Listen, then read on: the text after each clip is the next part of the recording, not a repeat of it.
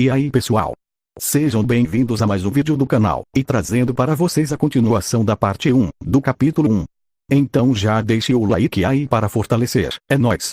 Dito isso, vamos para o vídeo. A história continua. Na reunião, Albedo falou: as mulheres que perderam seus maridos na batalha onde você demonstrou uma fração do seu poder magnífico. Isso servirá como ajuda financeira para aquelas mulheres que estão lutando abaixo da linha da pobreza. E, de fato, tal ajuda apenas melhorará a opinião popular de você mesmo. Como esperado de você, Ains-sama. Ains falou: entretanto, se nós apenas agirmos depois que Momon nos contar sobre a situação das viúvas, então, apenas sua reputação irá melhorar, e não a minha. Assim, devemos agir rapidamente, antes que alguém possa pedir ajuda a ele. Para conseguir isso, ordeno que Pestonia e Nigredo sejam libertadas do confinamento delas. Ains sentiu um leve brilho nos olhos de Albedo. Albedo falou: perdoe a minha franqueza, mas, se você conceder anistia àquelas que foram julgadas culpadas por desobedecer ao seu comando, e perdoá-las, temo que isso possa atrapalhar a ordem e a lei em Nazarick. Ains perguntou: nós não as colocamos em confinamento para isso? Albedo falou: isso é uma punição muito leve. Sua vontade é tudo para nós, Ains-sama. O crime de desobedecer ao seu comando é totalmente imperdoável.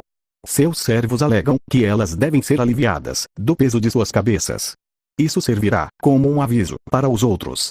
Ains falou: se fosse esse o caso.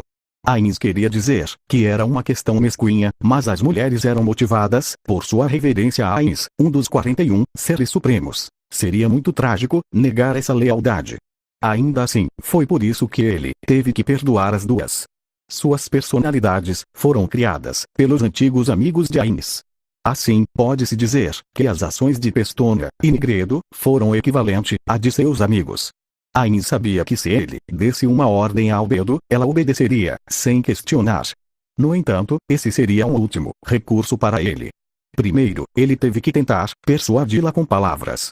Ains falou: o fato é que permitir que essas ordens vazem para o mundo exterior seria problemático. Qualquer um seria capaz de ligar os pontos e rastrear o incidente na capital real, de volta a Nazarick, escondendo-se nas sombras.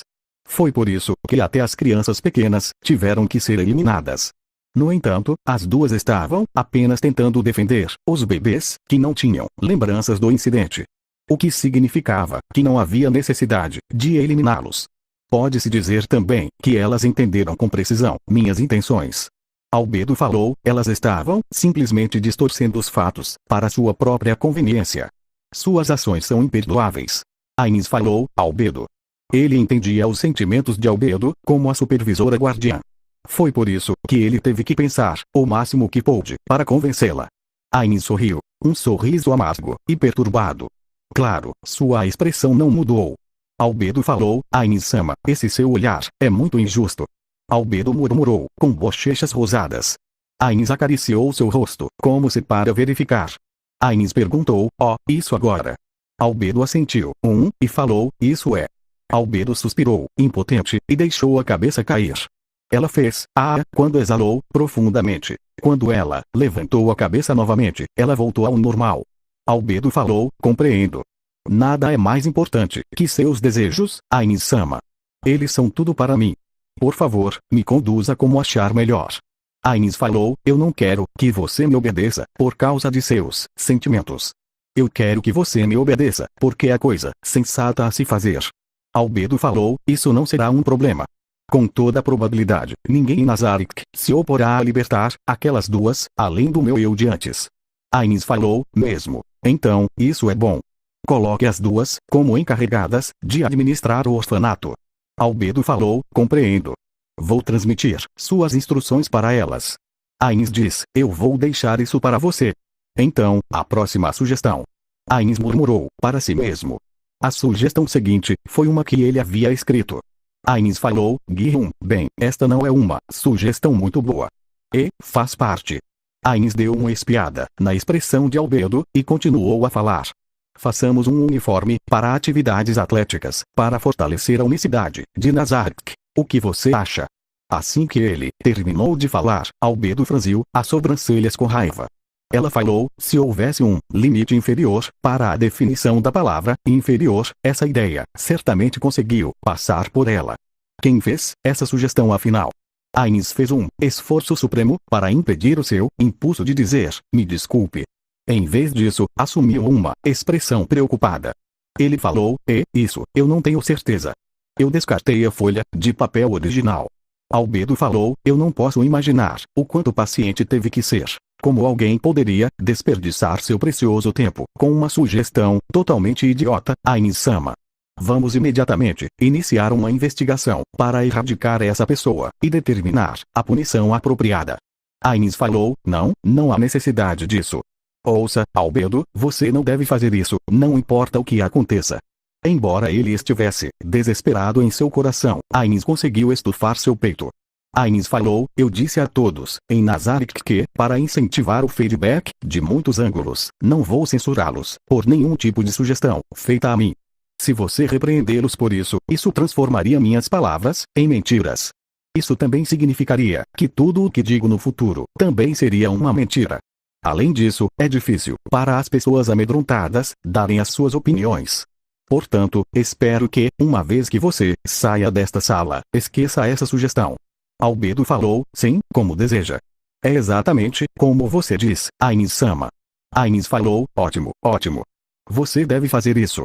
Ains estava profundamente grato pelo fato de que seu corpo não podia suar. Se esse não fosse o caso, o cenário provavelmente estaria encharcado agora. No entanto, apesar da maravilhosa constituição de seu corpo e mente, a palavra inferior ficou presa no fundo do coração, deixando uma ferida que não se curaria por muito tempo. Albedo falou, Ains-sama, tenho uma proposta. No futuro, permita-me selecionar as sugestões. Dessa forma, você não será incomodado por tais insensatas sugestões novamente. Ains falou, não há necessidade de incomodá-la com isso. Além disso, se você selecionar todas, então, meu papel seria meramente assinar as suas escolhas. Nossas discussões aqui se tornariam sem sentido. Albedo falou, sim, isso mesmo, Ains-sama. Devemos trabalhar juntos. As asas de Albedo se agitaram, e os Etíades assassins se contorceram mais uma vez. Ains falou, tudo bem. Já que você entendeu, vamos passar para o próximo, Albedo. Pessoalmente, ele não achava que a sugestão fosse impraticável, mas o clima no ar não era aquele que lhe permitiria evocar isso. E ele não se sentia confiante o suficiente para mencionar outro tópico semelhante. Ains falou, então o próximo. Assim que Ains estava prestes a continuar lendo, um som de batida veio da porta. Os dois olharam para Fifth. Ela se curvou um pouco, e depois foi ver quem eram os visitantes. Uma voz animada de criança veio através da abertura na porta, junto com uma voz quase inaudível que não tinha qualquer confiança.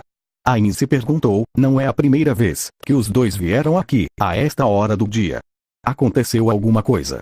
Se for esse o caso, provavelmente, é bom que Albedo esteja aqui também. Como Ains já sabia quem eram os visitantes, ele poderia imediatamente ter permitido a entrada deles. No entanto, Fifth parecia muito feliz em desempenhar suas funções, e conceder-lhes permissão para entrar antes que ela pudesse anunciar seus nomes, significaria ter que interrompê-la. Passar por cima do trabalho pode fazê-la perder a motivação para trabalhar. Era importante que as pessoas no topo entendessem e levassem esses assuntos em consideração. Ains pensou, eu acho que Jerkniv faz isso também. Afinal, ele deixa muitas coisas para suas empregadas. Pensou Ains, enquanto comentava sobre o modelo como um rei que ele vinha estudando constantemente. Em algum momento, eu deveria ter uma conversa descontraída com ele sobre os fardos do governo. Fifth falou, Ains-sama. Eles são Aura-sama e Mare-sama. Agora que ela completou suas ordens, Ains indicou que os dois tinham permissão para entrar em seu escritório.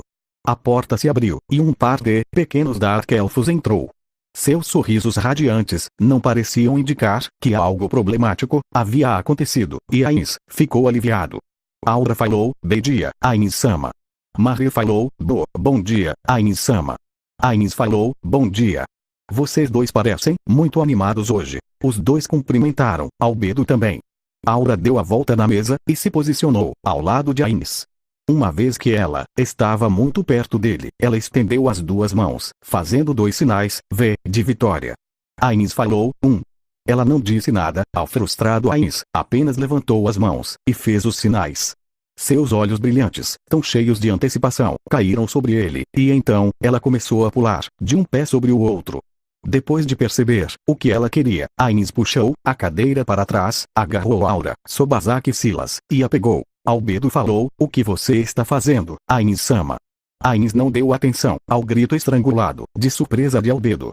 Em vez disso, ele virou Aura, 180 graus, de costas para ele, e então, ele a sentou, em sua coxa direita. Ao contrário de uma coxa normal, os ossos eram duros, então, Ainz teve que colocá-la paralela a ela, permitindo que as nádegas macias de Aura a protegesse do incômodo. Aura riu, Foi uma risada, um tanto acanhada, mas completamente encantadora de Aura, e Ainz retribuiu com um sorriso. Então, ele se virou, e acenou para Maré, de aparência inquieta.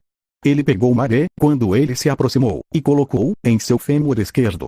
Albedo falou, Ainz-sama, e quanto a mim?